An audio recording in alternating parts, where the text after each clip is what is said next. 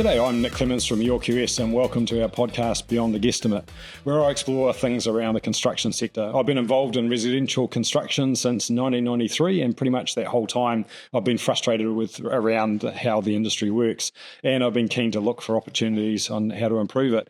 We encapsulate this in something we call cost-informing design. So that's not about designing to a cost, it's about understanding the cost implications and having that inform your design. So there's a couple of big challenges I see, particularly at that design end of the process. So one is understanding the cost impacts of the decisions that designers make. So at the moment, it's a really big gap between when they make the decision and when the cost impacts understood. And part of what we're trying to do with YourQS is bring that closer together so they can understand the impacts more immediately. And I think if we can achieve that, it'll end up with much more efficient buildings because people will know exactly what's happening. And then the other area is just the designers understanding what they can achieve for the client's budget. So they might know what the client can afford, and they all certainly know what the client wants to achieve. But what they won't know is how do those two things fit together? How well do they fit together?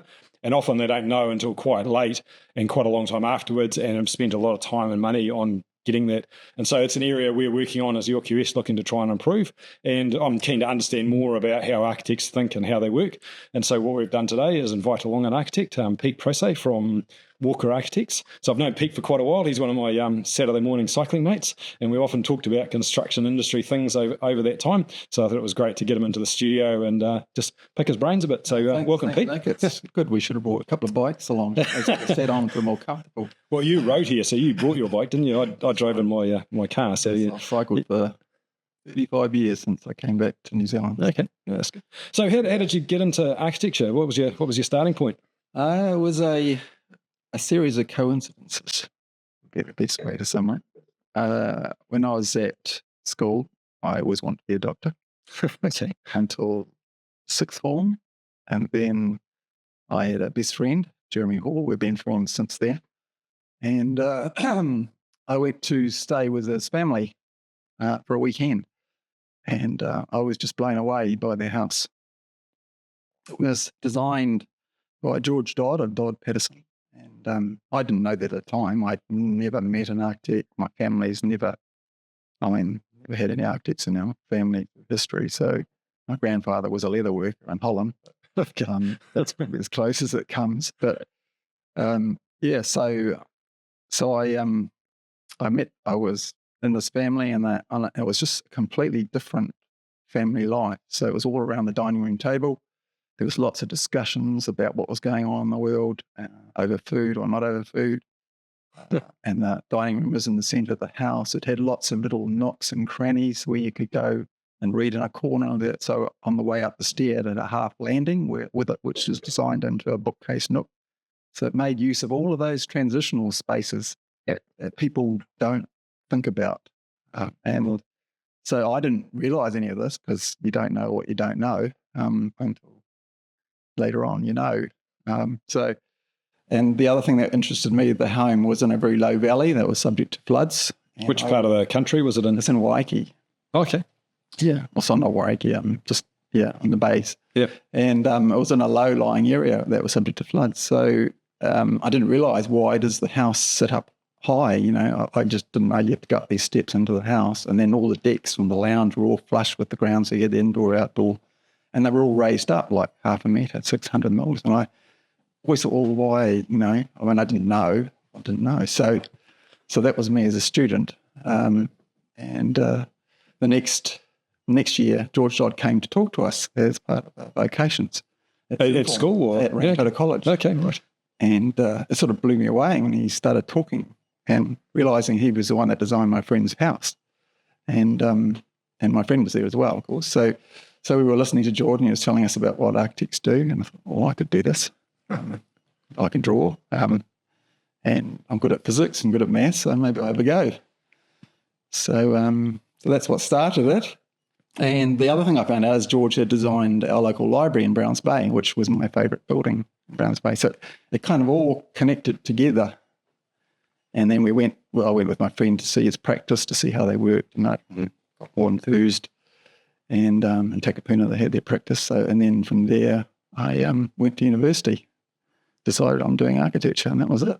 And you studied at Auckland University? Auckland, yeah. So my first year at Auckland University, I was kind of floundering. I had no idea what I was doing. And I think Chris Kelly did a recent podcast or an interview for Architects Not Architecture, and he said that at the university they teach you to think, and that's a good summary. They teach you to think. And architecture is all about thinking all the time and problem solving. So I floundered for the first year, and then the second year I had Claude Megson, which is probably not good for me because he kind of is very determined in his approach to architecture. Good architect, but not my cup of tea. So I ended up going into steel and getting John Goldwater, who was amazing. So he designed the synagogue, the Jewish synagogue in Auckland on Grace Avenue. Oh, okay, all right. Just off the park. Yeah. Which is an amazing building. When you walk up the stairs, they're not equal height. Normally, in code, you have to keep every tread rise the same. But he evaluated the human condition that where as you walk up, you lose effort. Okay. So he made the steps steeper at the beginning and shallower as you got to the top of the steps, so that when you walked up it felt, it was a breeze. It's like weird, and that those sort of things sort of stay with you. He also used, like John Scott, a lot of 4x2 and knew how to use it. So all his roofs were supported on 4x2 with inverted trusses right through the space. Quite ingenious. Yeah. So, so he was a great mentor at the School of Architecture. And so once you qualified out of university, where did you go to from there? Well, there were no jobs in Auckland. Before you talk about that, it's just interesting. I'm a member of the NZIQS Auckland committee, and we just had a meeting this morning, so I'm a bit jaded because it was 7:30 and I'm not a morning person. But one of the things we were talking about was some of the events we're doing with students, and so it's actually really interesting to hear the impact. So for us, we're having to organise people and so on, and we've got a few with some of the schools and some careers events. And for me, I grew up in a rural area, so I never really got exposed to any of that. So to actually hear it had an effect, and it's actually some exposure you got to a person at school has. Well, I'm like myself. I was brought up, and my teachers were teachers, and we went around the whole country because of the way you'd have to get better and better positions. So I've been brought up in a rural background, and that's why I have a love of Land Rovers, cycling, and all of those outdoor activities. I'm a real outdoor person. Yeah, so if we get back onto the thread, so after university, where did you start working? So there wasn't any positions in Auckland. I'd been interviewed by JazzMad in those days, but I was missed out in favour of another young lady, so good on it. And so I went to work for a firm in Rotorua, Hockingville, and I didn't understand at the time that I got to design, document, and supervise really big buildings in my first year, as soon as I landed, effectively, within 3 weeks of starting. So was it a relatively small practice? Yes, there was only two principals, 2 draftees, and a QS. Okay. The QS was an old guy from England, and he was the one that had the most impact on me there. Mainly, I should go back a step, but so the 2 jobs I was working on was Polynesian pools, revamping it. We had an old Georgian facade, and it was quite contentious what I came up with, but I turned it into a Polynesian fillet with geysers and fancy bridges that walked in. You didn't just walk in. Normally you came across the sulfuric ponds and stuff. So that was my first job, and then I went on to, at the same time, I was doing a building in the government gardens, which was called the Orchid House, where the client had access to a whole lot of greenhouses to grow orchid houses. And because it's a public area, I designed it so that the greenhouses were lifted up and that the people could pass through and under it and around it rather than creating a block within the park. That was the idea anyway, which happened. So I didn't know that, you just get these buildings built when you're a young fella. And they didn't let me have a full hands-on supervision. I had to go along with the boss, if you like. And but the drawing documentation part was interesting because when I started the first drawings I did, they would say, "We'll just leave it out overnight and we'll have a look at it," because we're so busy. And I come back in the morning and it was just red writing over the whole thing. The whole thing was just covered in red marks. I thought, "Oh crap, I really done it wrong here." And then the Garth came in, and Garth Hocking, and he came in and he explained what each of the comments were. And the QS had come in on it too. So the two of them had been going on. And then once Garth had explained all the things that I had to redraw and rewrite, he left. And then the QS came over and he said, don't take it to heart, everyone. So that's the first day. And he said, just remember one thing. He said, whenever you become, go forward, make sure that every line you put on a paper, you know what it costs. And that kind of was a very interesting comment. So he was one of my mentors there. Yeah.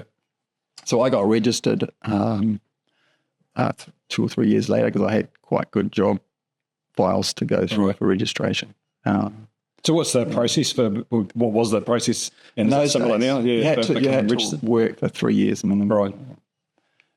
And before you could apply to register. And then they would assess at your first interview whether it's not quite as, it's a bit more curated now because they give you all the questions and prep you, and you have to do whole folios on each job and keep a record of everything you've done, whereas in those days you just went in with some documents and drawings, and these were pretty cool, and some contentious issues you have to deal with on site. Yeah. And so sort of basically looking through projects you've done, and you've got to you'll have a panel there. They will just talk to you and question you and try and find holes in what your experience was. Right. Ask what you would do if this happened or this. So it was stressful. Yeah. And so is 3 years a quick time to become registered, or would...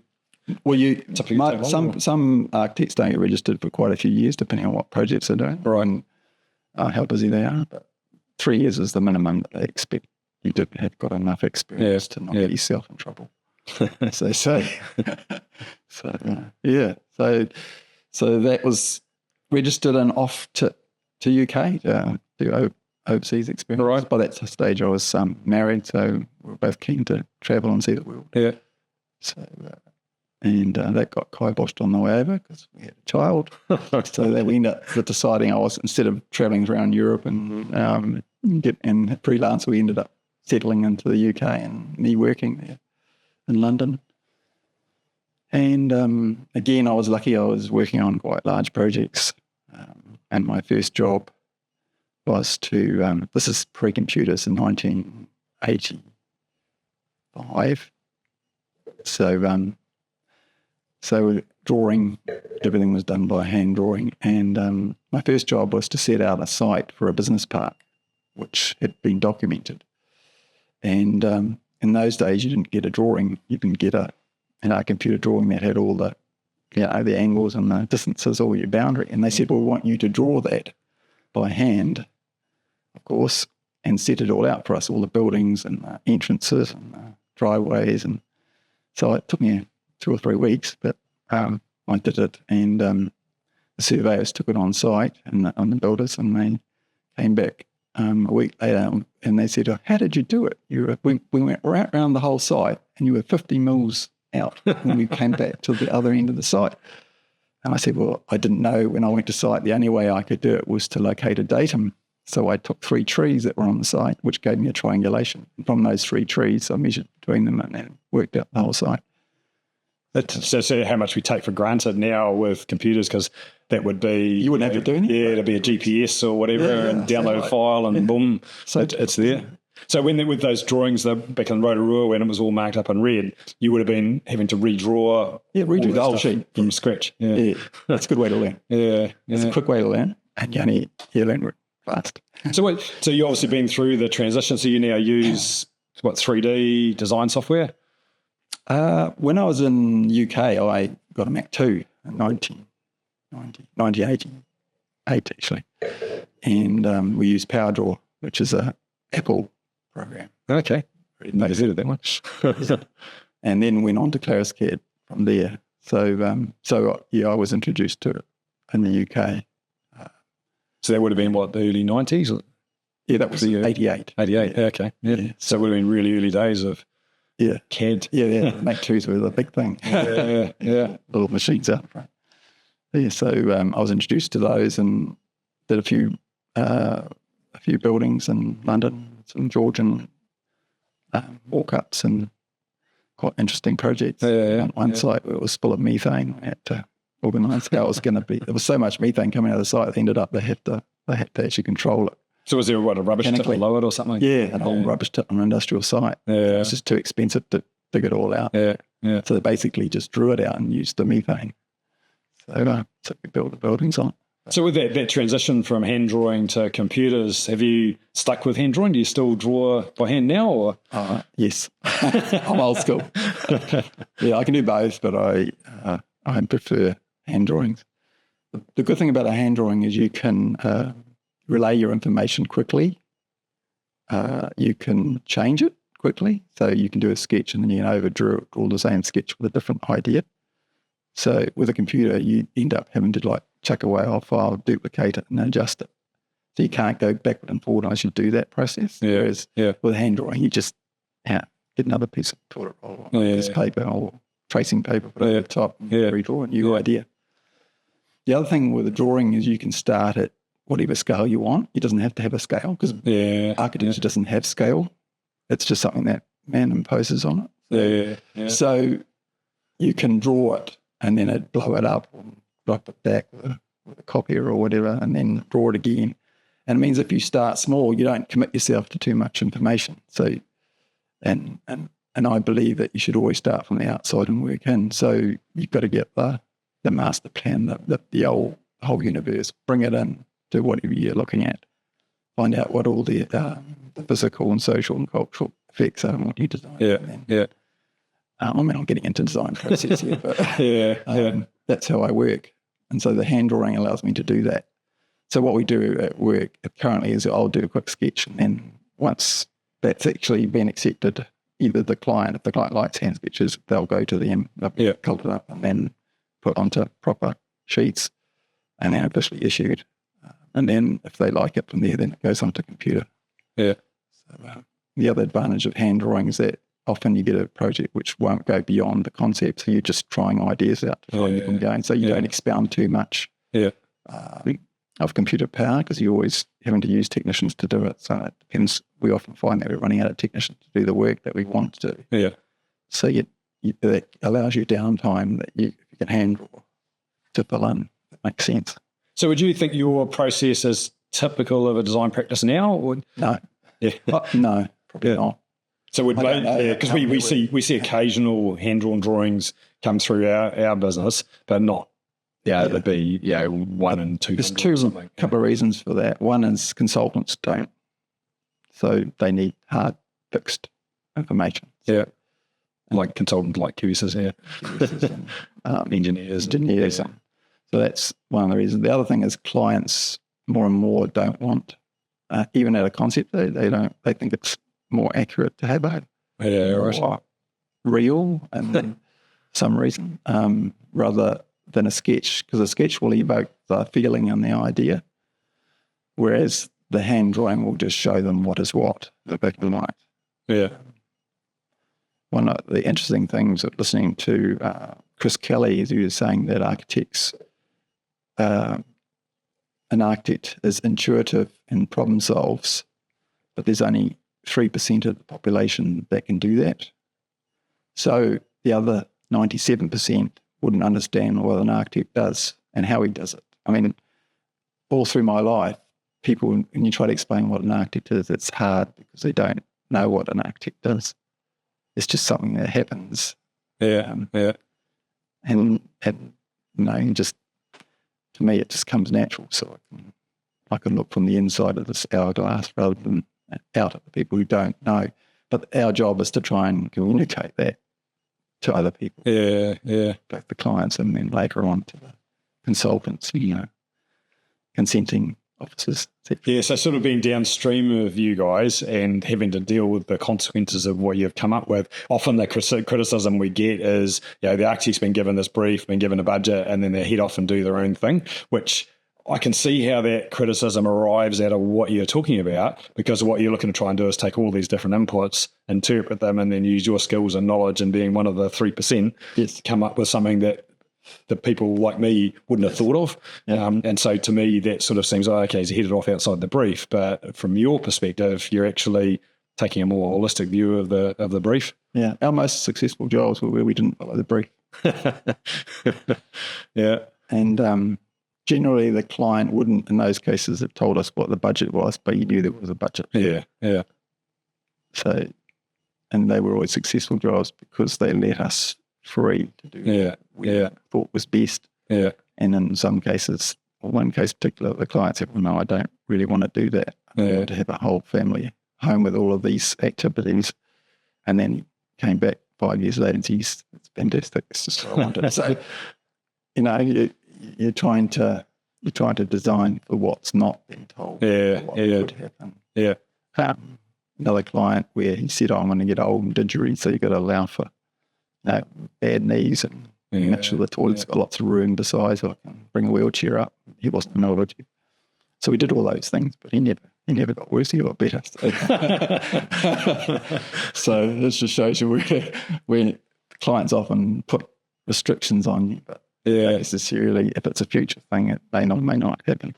And I guess also from the client's point of view is you don't know what you don't know, and why you were bringing somebody like you into the process is to bring your knowledge and experience and your ideas and your thoughts about the concept, and to some degree see where it ends up. And I guess where those sort of criticisms come out is ultimately there's a dollar value at the end of it, and invariably most people, you don't have an unlimited budget, so they've got a finite amount of money. So it's about, okay, well, it's all very nice. When do you make that? That control? When does that hit the hard wall and you've got to start making some decisions? That's right. Yeah.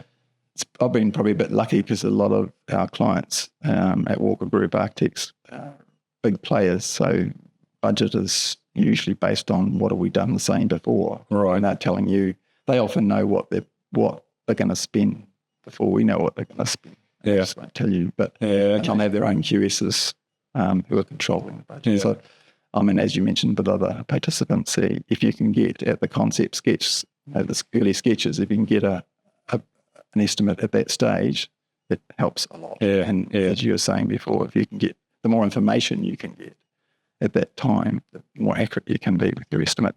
What we tend to do with the hand sketches, if we have to get more information to QSs, we'll copy out a set of the drawings and we'll write screeds and notes. So I'll write exactly what scope's going to be for every part of the building, and it would take me like 2 or 3 days just to do this. But it means that the QS can actually price more accurately at that early stage. Yeah, so we do a lot. Probably half the work we do would be concept stage, and we always try and say to the clients or the designers or whoever we're working with, look, if you know something or you made a decision, make sure it's put down so that we know about it. Otherwise, we're going to make assumptions, and we may make right assumptions or we may make wrong assumptions. So the more you can communicate to us, the better chance the numbers we come up with are going to be more meaningful and more accurate. Yeah. You still get surprises, and you still end up, when you get to the construction phase where you have to do the value management. Yeah. Where it's still over the top. Yeah. And we have had a large job recently where that was during COVID, which got hit like major crosses. Yeah. So we ended up with quite a stringent value management process. 2 or 3 times sitting down and what can we do? And what sort of things are you looking at when you're getting into those situations? So it's starting to blow out. How do you start figuring out what your options are and what decisions can you make? That's coming from our clients rather than from us. So because of the large scale of the clients we deal with, they'll say, look, this is it's blowing out and it's a danger here and we need to sit down with the contractor and sort it out. Yeah. Are there any rules of thumb where you start looking first? Are there sort of any things that jump out as we most likely get bang for our buck by doing X? Yeah, usually, there are things like complicated junctions and how have you handled them, complicated routes. We have a strong, we do in our practice that the building is made of 5 elevations, so that the roof is important, if not more important than the elevations themselves. So the roof has to be really well considered. Right. And can be quite complex. So we, I know a lot of the new dense housing that we have now happening, we get involved in a lot of that. Yeah. And you've got to be very careful about considering all of the elevations and how the buildings address the joels and streets. So how long have you been with Walker then? I started when I came back from England in 1990, so 35 Okay. years. So, It's a fair while. yeah. So how long have they been around for? They started in 1932. Okay. A guy called Lewis Walker.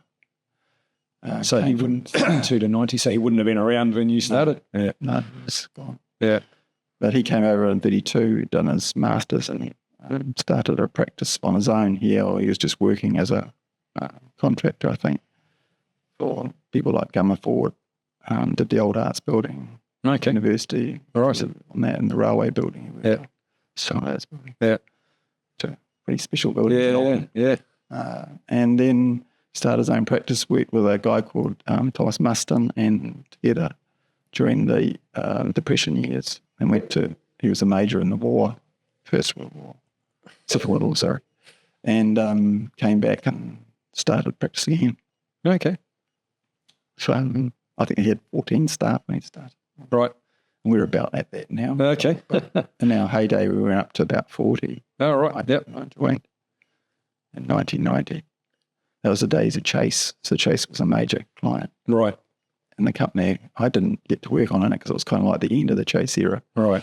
But that's where the company had been going before I joined. And when I joined, cinemas became the in thing, and I was right at the multiplex. So what sort of work so you mentioned cinemas, what sort of work is Walker's typically doing currently?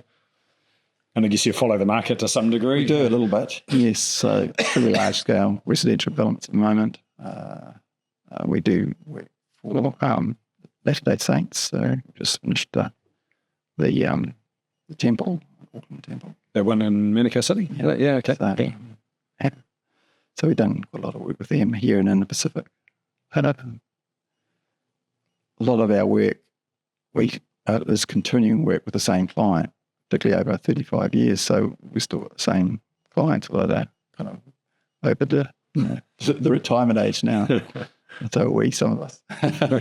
So we've worked with the same clients, and they've reinvented themselves. I think one of the Chase guys ended up being the village force, running the village force, and then we did the entertainment centre in 2000. Oh, okay. And so that's sort of how you got into the project cinema space. Yeah, so we went into entertainment, and then an Indian manager of Inox Cinemas came over, saw the building, loved it, and said, "Can you come over and do our buildings and our cinema fit-outs?" So we ended up doing cinema fit-outs in India for about 7 or 8 years, malls, Pune, Mumbai, about 8 or 10 other places. There, so okay. That was quite interesting. And that's what I was heavily involved in. From that into interiors. I was thinking about this before I came here. There was a building they did, but I haven't gone back to see it. And Woolworths was a very big client of Walker Architects in the early days. So we did a lot of the malls, Lynn Mall, Johnsonville Mall, all of the malls through the whole of the North Island were done by Walker. So. Okay. So they were very big. This is in the 60s. Yeah, Johnsonville's a bit dire now. I went there a couple of years ago. Yeah. It's I'd see that. Linmall's still going. Yeah. So so that's all of the stuff. And I remember doing the head office. I was asked because my role in the office is run in those days. When you had 40 people, you ended up being able to handle larger projects, but more larger than we can now. We're still managing to do larger, but it's a bit more difficult without a bigger team. Yeah. And we'd run projects in teams. So you'd have a director who would be in charge, but just made sure everything was done. And then you had an associate or a senior architect who would run the project. And then you'd have a senior technician who was in charge of the team. Right. And you'd have some technicians. And what sort of roles were you doing in that? So my role's still a little bit off the side because I was more doing I was quite good at detail and interiors seemed to be mine. So that I was always put into actually doing the finishing touches. Right. So one of the examples was we were doing a lot of Woolworths fit-outs, which I tried to avoid because they weren't really my cup of tea. And things like big freshes we did in Australia. So my role was to actually do anything that would need to look more specific attention. So I ended up doing their headquarters in Wirri, which is kind of interesting because I was just said by the director, go for it, just design something up. Gave me a small brief of how many workers they wanted there. It was a big industrial shed. that I had to use to develop. So my main idea was to try and make the offices more comfortable and low scale. And how was I going to do that? That was, to me, a big challenge within a big shed, a vast space.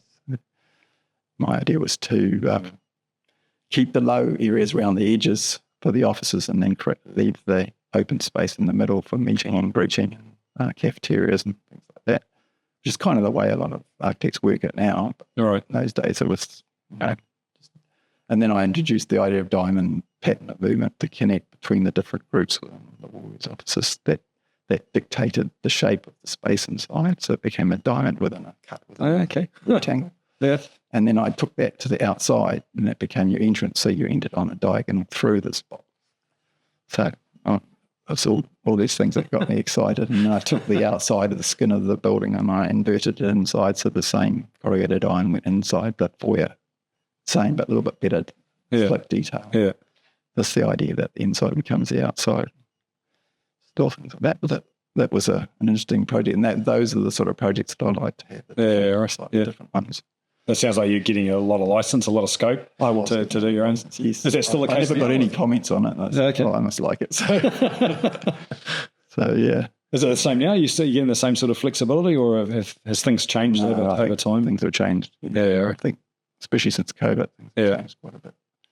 It's a little bit more tricky, and there's not a lot of.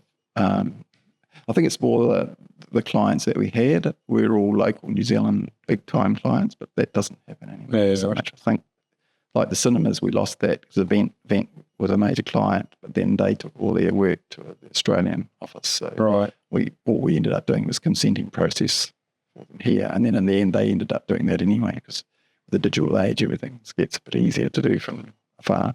So a lot of those projects disappear. So when it comes to sort of identifying, maintaining customers, it sounds like I guess with the age of the firm, there's a lot of historic customers, but so who's responsible within the firm of maintaining those customer relationships and finding new ones? So when I started, there were 3, and generally it was 2 while I've been working there. And they tended to front with the work and the clients. And if one of the associates had a client, they would just be introduced, and then they always like to work through the director. So there's only one point of contact. I think that worked pretty well. And I have to admit, I didn't do a lot of going out to clients. I preferred to get on a piece of paper on a board and sketch, because that's what excites me, is the design, the front end. I think as I got older, they tended to use me more for administration and running the projects, as opposed to doing the upfront design, but I still prefer the design. That's what I'm good at, I think. So with these sort of bigger, complex projects, how do you guys establish your fee? So how do you work out what you're going to be charging the clients?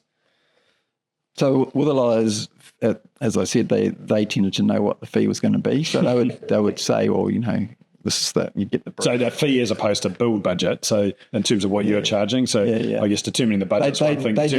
They knew the budget and they knew the fee.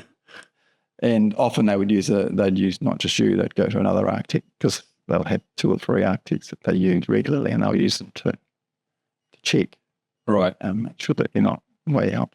So would you be pitching a proposal to them, or? No, not necessarily. Often those ones where it was a fixed thing that you'd done before, and you're just repeating it. Obviously, when you've got a new builder, a new client, then it becomes a bit different.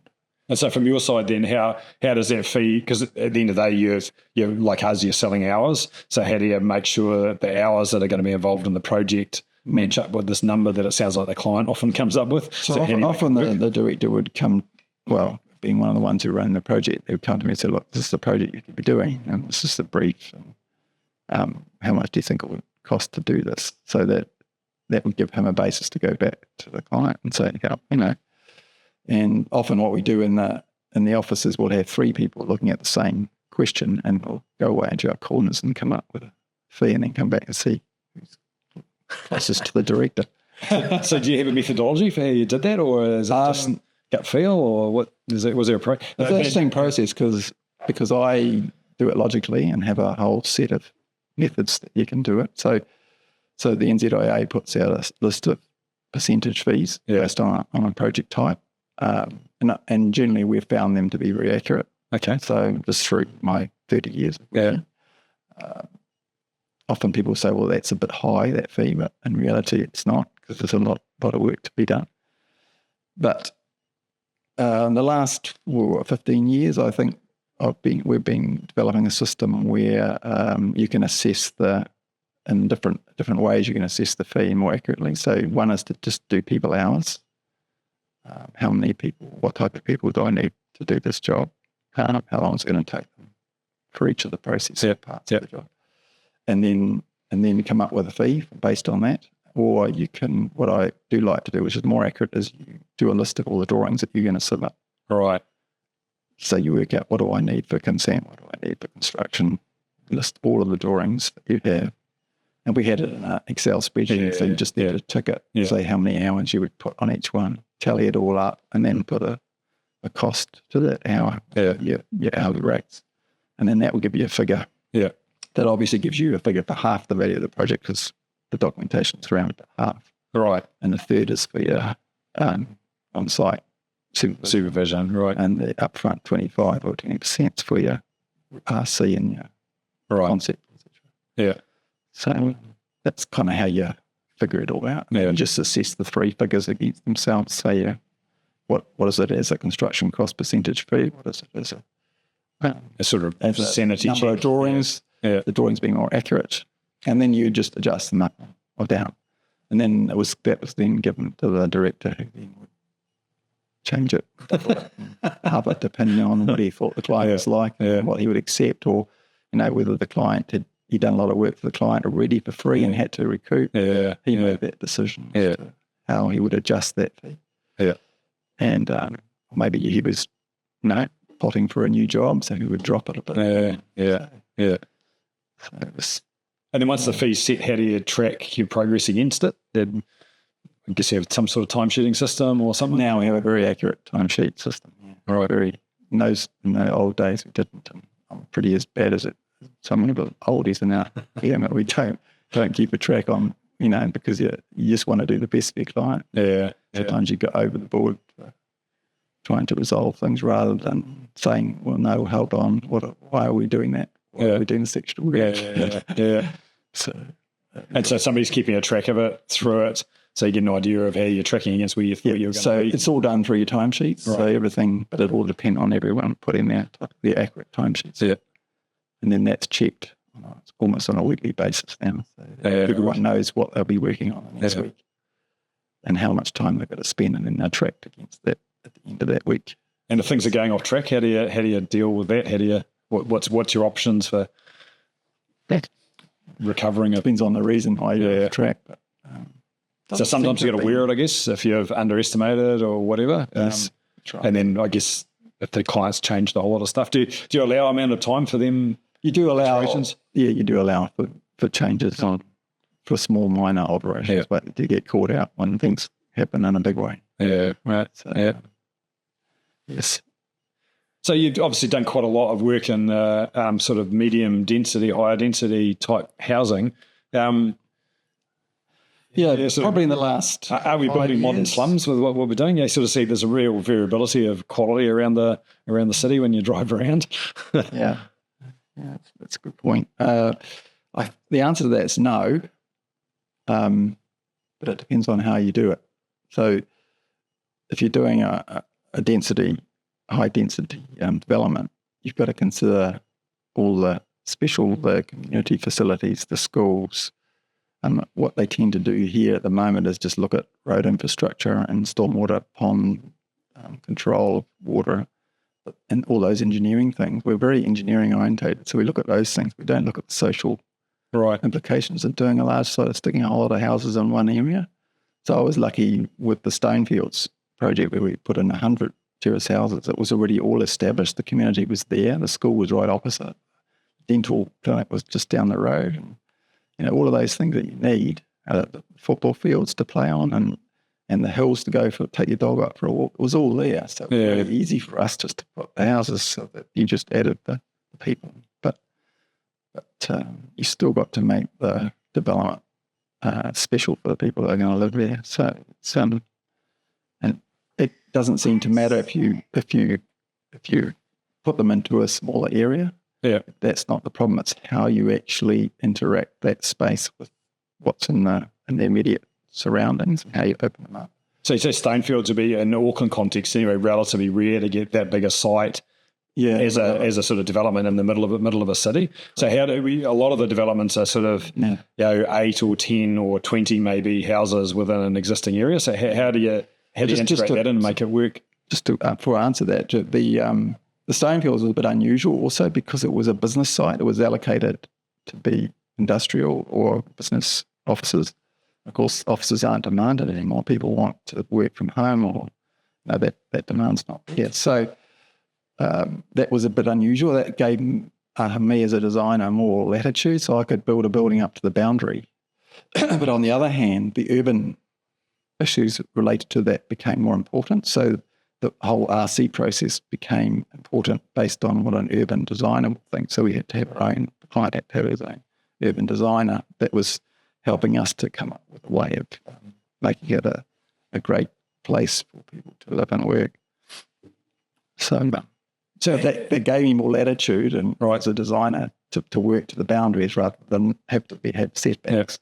I mean, I don't know why we have the same setbacks everywhere on everything, and you don't have to have a setback. Sometimes in West architecture can be right on the street, but it's just one of my personal beliefs. And so that was sort of that situation. So with the sort of infill, medium density stuff that's going into, I guess, more traditional single level house, or single standalone houses that we're seeing. How do you integrate by the single house on a single site? Yeah, but how do we integrate these more dense developments into those? Well, I think it's sort of starting a bit through the energy plan, where they're allowing apartment on high transport routes, right, to 5 or 6 stories. I think when they brought it out, everyone overreacted a little bit.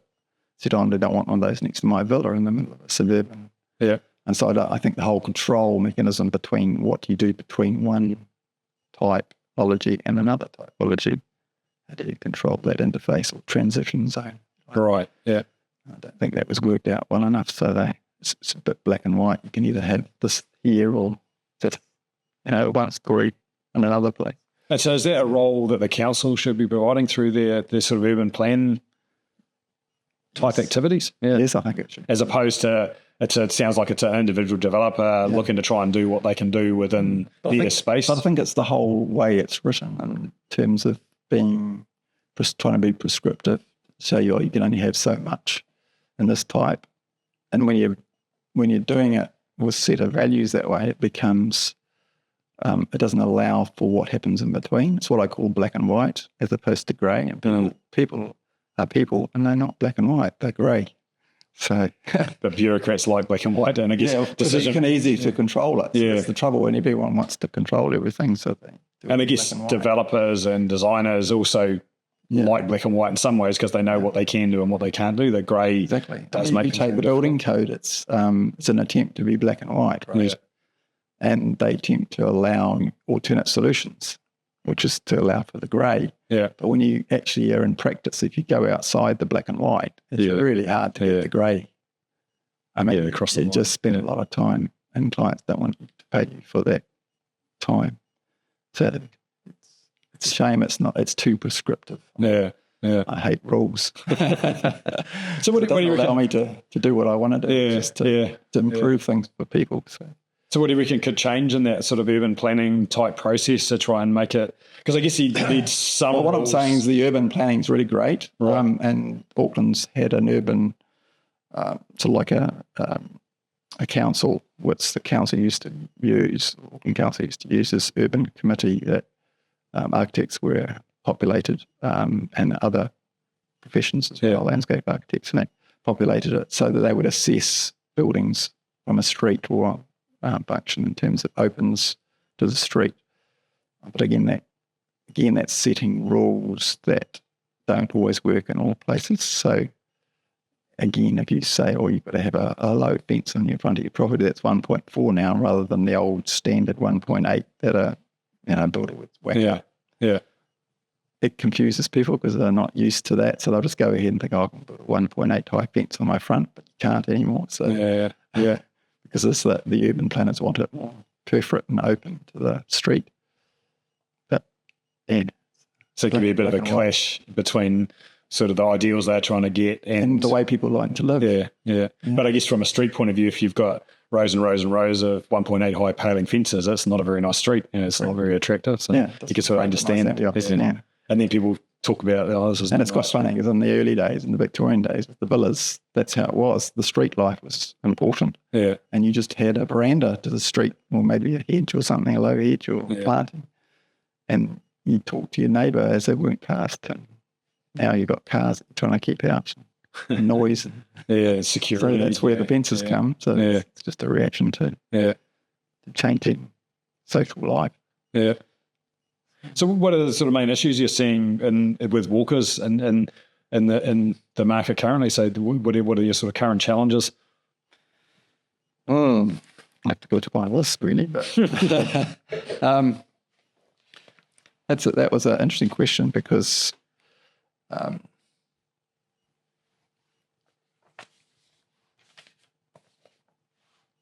think the problem with a lot of the things is there's no thought about the big picture, the long-term picture. So when a development's going to be done, what is the long-term, where do you want to end up at the end of it?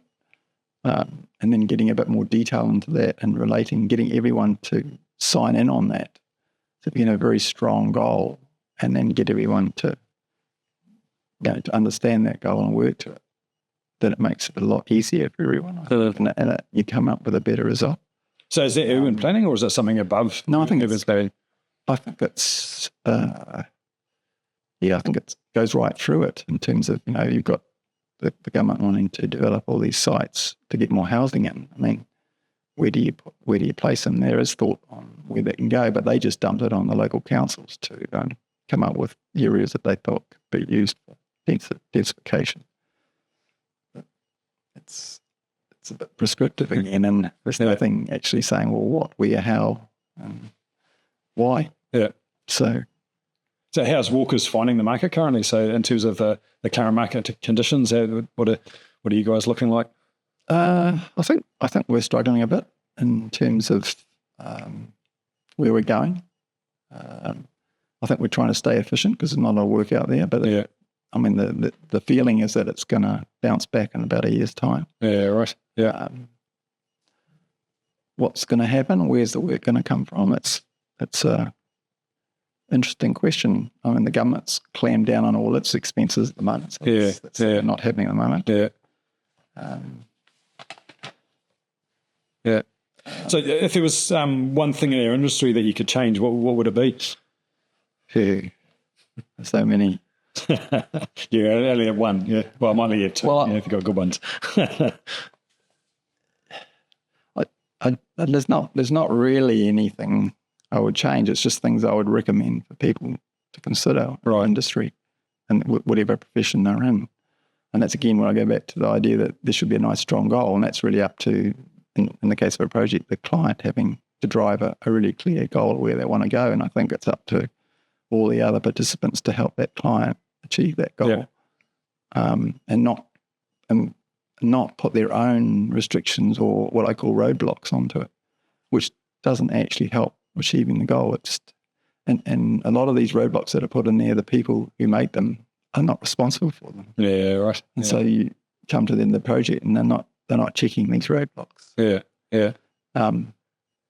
So you wonder how important they are in the first place. Yeah. To me, it's the goal of the client or what he wants to achieve, and everyone should be trying to. So that's one of the things I think should happen. The other is to avoid black and white actions. Whenever you make a decision or take an action, is it going to have a negative or positive effect? Is it going to support what's really needed? Or is it going to stop it? Is it going to enable or disable? Enabling is always a more positive way. Yeah. And I think everyone talks about negative and negative terms, but I think you need to try and go for the positive. And instill investment from people into the project. I know this is all a bit nebulous. Yeah, you're talking to a QS. I don't like that sort of. Yeah, I know. Sorry about that, Nick. That's the way I am. I'm not like you. That's why I need you to help me on my projects to get them in line. So fair enough. Encourage connectivity. That's really important. And think about who we're actually doing that for, other than ourselves.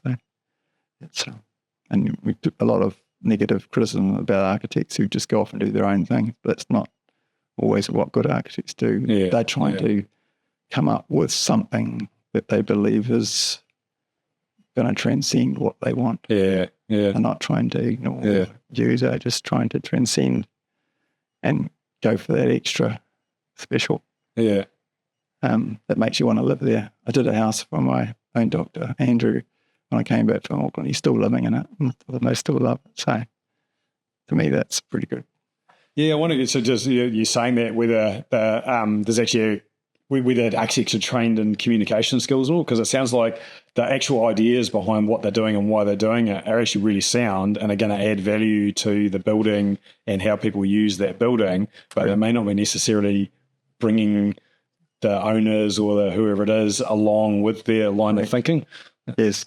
Sales skills. You need to train in sales skills. That's You got to sell your concepts and bring people along. So what's the best way to do that? That's right. Well, that's great. Well, thanks for your time, Peter. Is there anything else, any other burning questions that you want to raise, or anything else we haven't covered that you want to get off your chest?